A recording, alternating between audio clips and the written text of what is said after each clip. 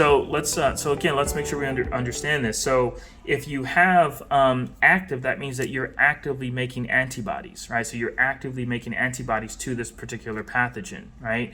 And so if it's passive, that means you receive the antibodies, right? So that's the difference between active versus passive, okay? So did you receive the antibodies or did you actively make the antibodies? So where are the antibodies been made, by the way? So what cells are actively making the antibodies? So what cells are actively making the antibodies? All right, Navdeep, steps right. So the B cells, not just the white blood cells. We got to be a lot more specific than that. You have a lot of white blood cells, right? You have the T cells, the B cells, the cytotoxic T cells, the neutrophils, the basophils, eosinophils, right? Neutrophils. You have a lot of different white blood cells. We got to be very specific, and so certainly the B cells, right? So the B cells, and so ultimately the B cells will differentiate into the plasma cells. And so if you want to be really specific about it, it's the plasma cells. So the plasma cells are the antibody producing cells, okay?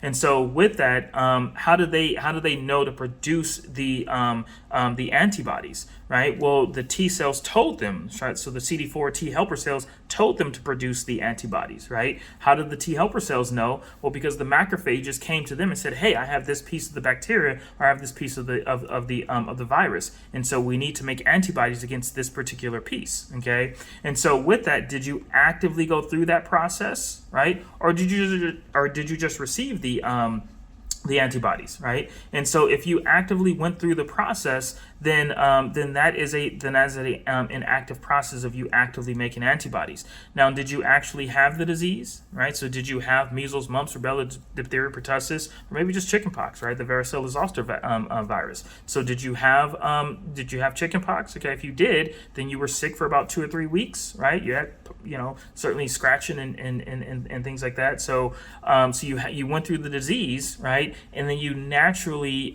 went through the process of surviving that disease, and you actively made antibodies against it. So if you ever see that particular virus again, your B cells you have now memory B cells, and they will mount a very aggressive immune response against it. All right, makes sense. And so given that, that would be a natural active process, right, in terms of immunity, if you actually had the disease.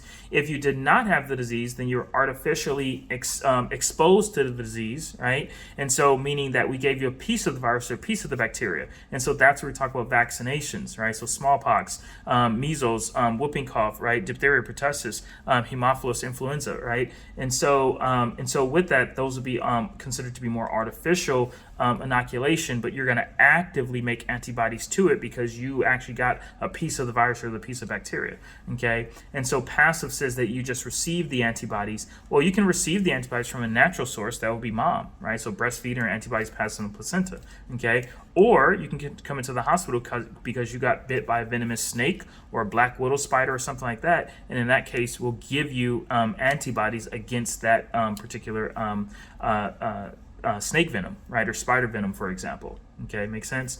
And so, so there are neurotoxins that are produced by particular snakes that will kill you in hours. Okay, so you don't have 2 or 3 weeks to actively make antibodies, right? You will die.